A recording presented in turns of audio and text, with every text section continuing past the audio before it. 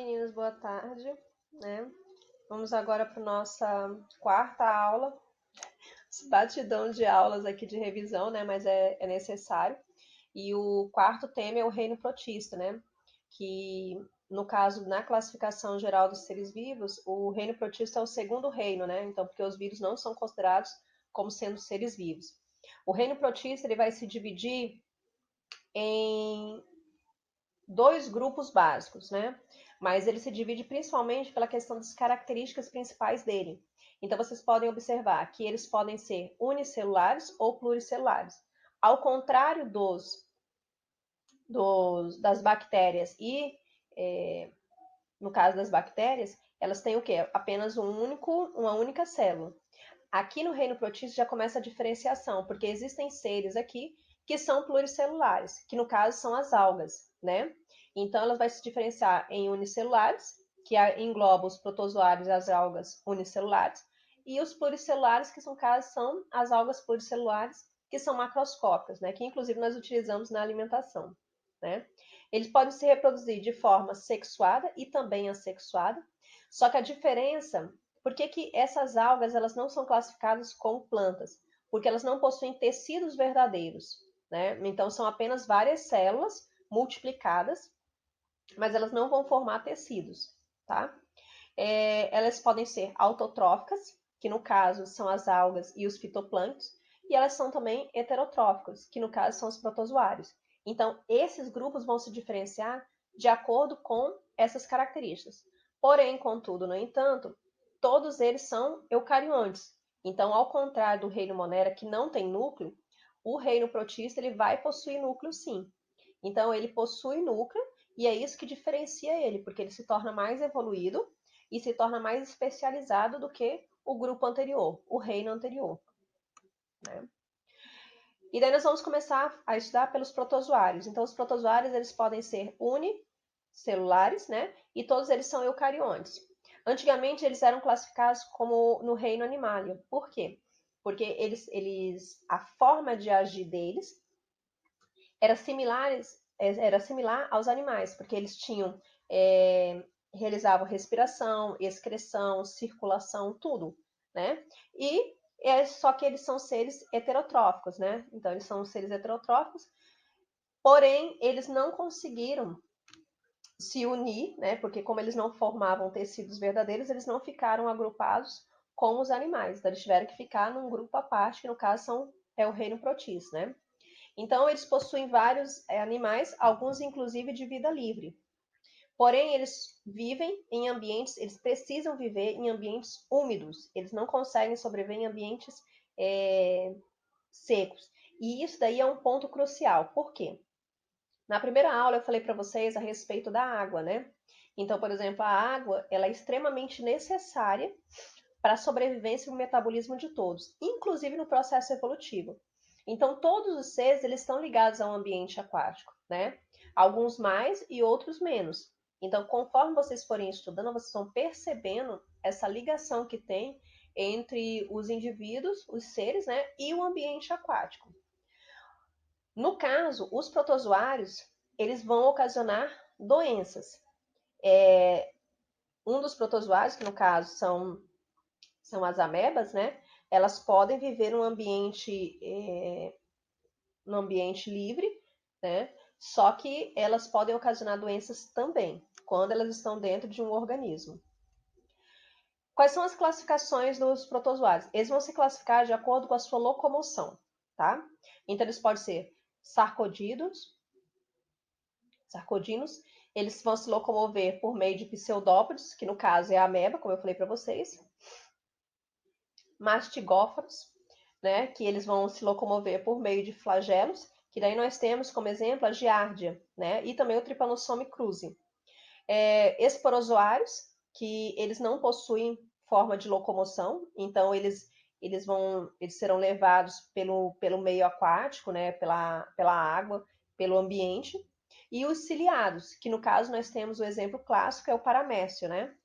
Então, de acordo com o seu mecanismo de locomoção, eles vão se diferenciar e serão classificados. Algumas doenças que são ocasionadas, né, pelos protozoários. Nós temos a amebíase, né, que é causada pela alimentação e água contaminada. A doença de Chagas é muito interessante, porque a doença de Chagas, esse protozoário, ele vive no intestino de um inseto que é chamado de barbeiro. Ele não é transmitido pela picada do mosquito, ou do inseto, desculpa. Ele é transmitido pelas fezes. Então, o que acontece? O barbeiro vai picar a pessoa e vai defecar. E daí a pessoa, quando coça, ela leva as fezes para dentro do orifício. E conforme ela leva as fezes para dentro do orifício, o que acontece? A contaminação. Então, ele vai cair na corrente sanguínea, esse protozoário cai na corrente sanguínea, é levado e se aloja no coração. Uma das características da doença de Chagas é justamente a dilatação do coração, né? Que é chamada de coração grande. Então, não tão grande quanto o meu, mas ele vai dilatar, né? E se a pessoa não perceber a tempo para fazer o tratamento, ela só consegue sobreviver se ocorrer o transplante. Não tem outro jeito, né? Aí nós temos aqui a toxoplasmose, que é ocasionada pela animais domésticos, né? Que no caso vai estar presente nas fezes. E daí o pessoal que gosta de ficar beijando a boca de cachorrinhos e gatinhos, é importante que vocês saibam disso. Então, por exemplo, no caso do gato, ele defeca e ele, para ele se limpar, ele fica se lambendo, né? Porque na língua dele tem várias, como se fosse várias, ai, como se fossem vários cílios, né? E ele limpa, ele se lambe para poder se limpar. Aí as fezes ficam na boca dele. Então é importante que vocês tenham ciência disso, tá bom? E nós temos também a questão da malária e da tricomoníase, né? Então a tricomoníase é uma doença sexualmente transmissível e a malária é uma doença endêmica, né? E principalmente da nossa região, e é ocasionada também pela picada do mosquito.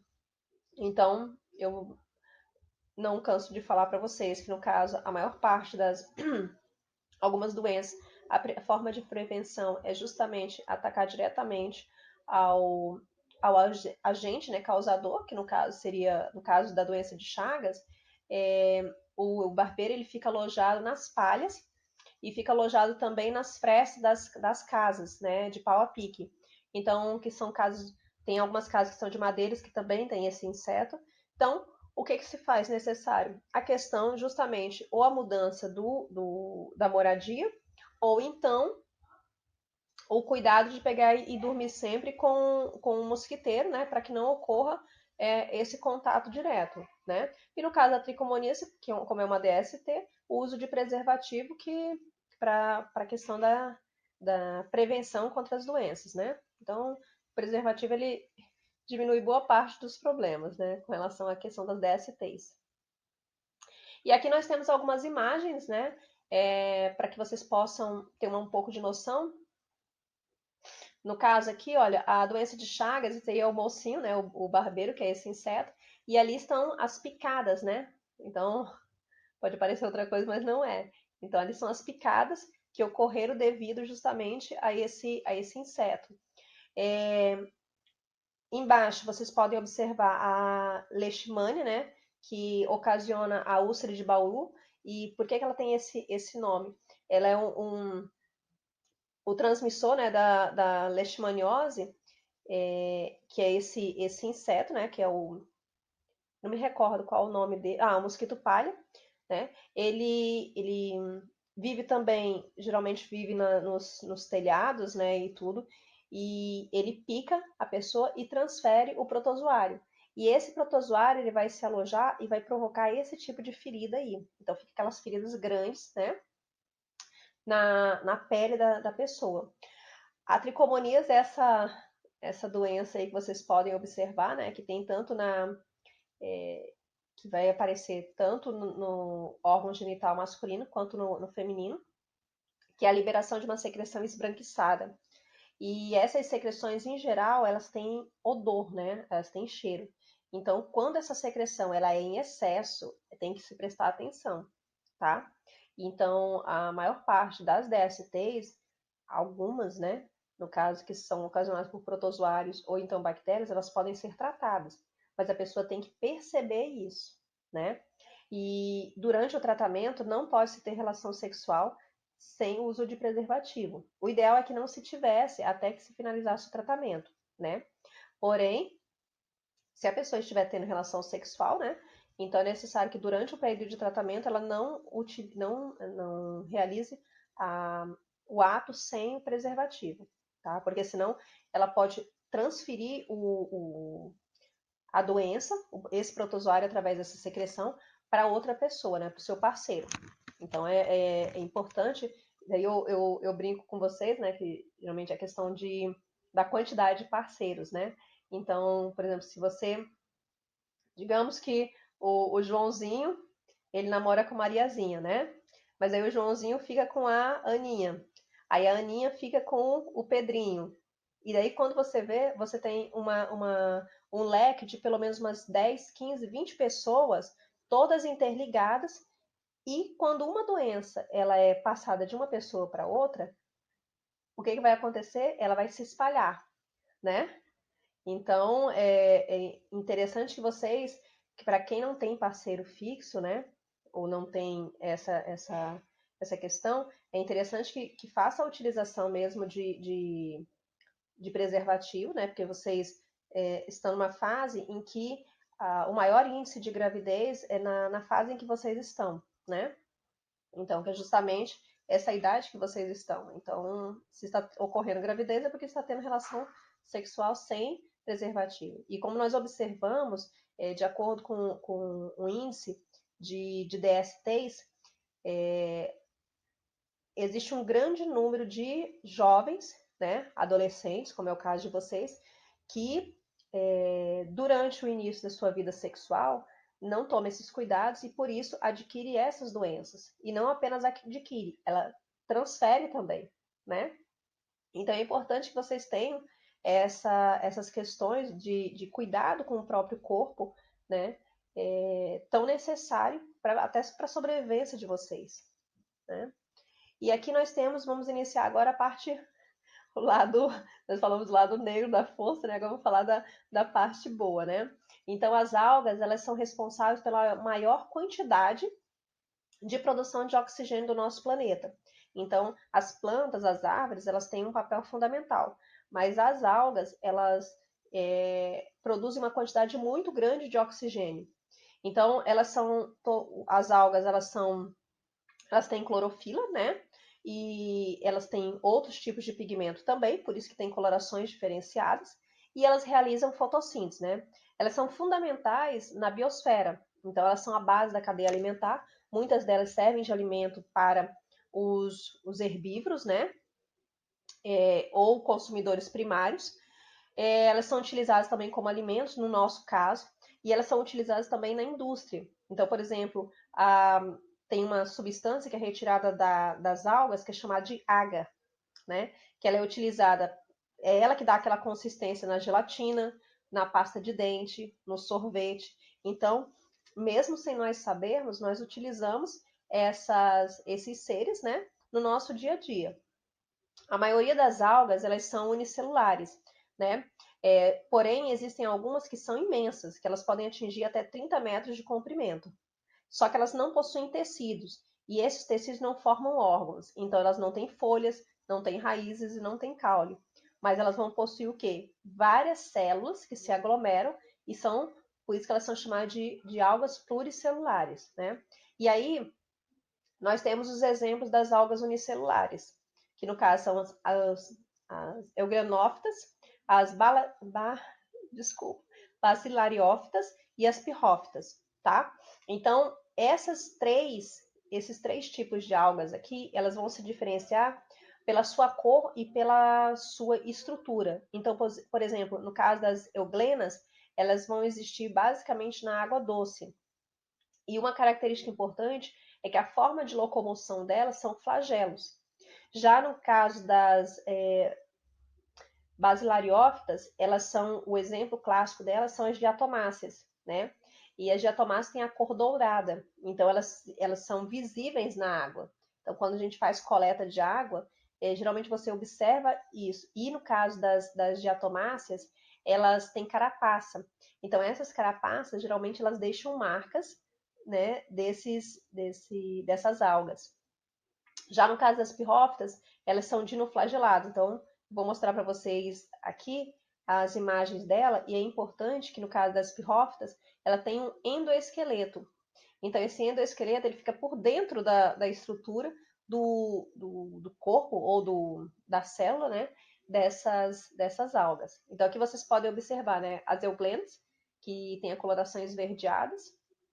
As diatomáceas, que têm formas diferenciadas, mas todas elas têm uma carapaça. E os dinoflagelados, que vocês podem observar que são dois, né? Então, dois flagelos. Então, parece duas orelhinhas, né? Então, por isso eles são os dinoflagelados. Todas elas são unicelulares, então elas não vão formar colônias. São apenas uma única célula, tá? Já no caso das algas pluricelulares, nós vamos diferenciar também em 3 grupos, que são as algas verdes, as vermelhas e as pardas, né? Então, elas podem receber também o nome de clorofícias, rodofícias e fiofícias. As algas verdes, elas possuem clorofila A e B e carotenóides. Elas podem ser uni ou pluricelulares. Elas parecem uma alface, né? Então, quando a gente observa elas no mares, né? A gente percebe que elas têm essa coloração. E é importante que essas algas verdes, elas são utilizadas também na alimentação, tá? Elas são utilizadas na alimentação, principalmente na alimentação oriental. Já no caso das algas vermelhas ou rodofícias, elas possuem uma substância que vai dar consistência, que no caso forma o agar, né? Que, como eu falei para vocês, vai estar presente em vários outros materiais. E no caso das algas pardas, elas apresentam clorofila A e C, carotenoides e fucoxantina, desculpa, que é parecelar e com polissacarídeo, né? Que é chamada de algina. Essa substância é empregada na fabricação de cosméticos, também de sorvetes e massas de modelar, e também produtos odontológicos. Então, as algas, além delas terem toda uma importância ecológica, elas também são utilizadas na indústria. Só que tem um detalhe: quando o ambiente aquático ele está em desequilíbrio, ao invés delas beneficiarem, elas vão prejudicar. Eu não sei se vocês já escutaram falar de um efeito que se chama maré vermelha, né? Então, essa maré vermelha é justamente devido à proliferação de algas vermelhas, que ela vai começar a liberar toxinas. Então, ao invés de beneficiar, começa a prejudicar o ambiente em que ela está. E é justamente devido a um desequilíbrio ambiental. Então, isso só vai ocorrer devido a esse desequilíbrio ambiental. E aqui nós temos os exemplos, né, das 3 tipos de algas macroscópicas, né, ou pluricelulares: as algas verdes, as pardas e as vermelhas, né? Então, elas parecem plantas, mas como elas não têm essa característica de tecidos, então elas não podem ser caracterizadas como plantas, apesar de realizar fotossíntese, né? E é importante falar que as algas nem sempre elas estão nos mares. Nós podemos encontrar algas também no ambiente de água doce, tá bom? E aqui nós temos um mocinho que o pessoal fica em dúvida se ele está no reino, se ele deveria ser colocado no reino protista ou no reino fungi, né? Porque ele lembra muito um líquen, né? Ele é chamado de mixomicetos, né? São organismos que têm aspecto de fungos e eles vão crescer em ambientes diversos, né? Mas aí eles já vão sair do ambiente aquático e vão para o ambiente terrestre, né? Então, eles crescem em solos que são muito ricos em nutrientes e, ao contrário dos líquens, o aspecto deles é mais esponjoso, né? Então, e ele tem colorações diferenciadas também.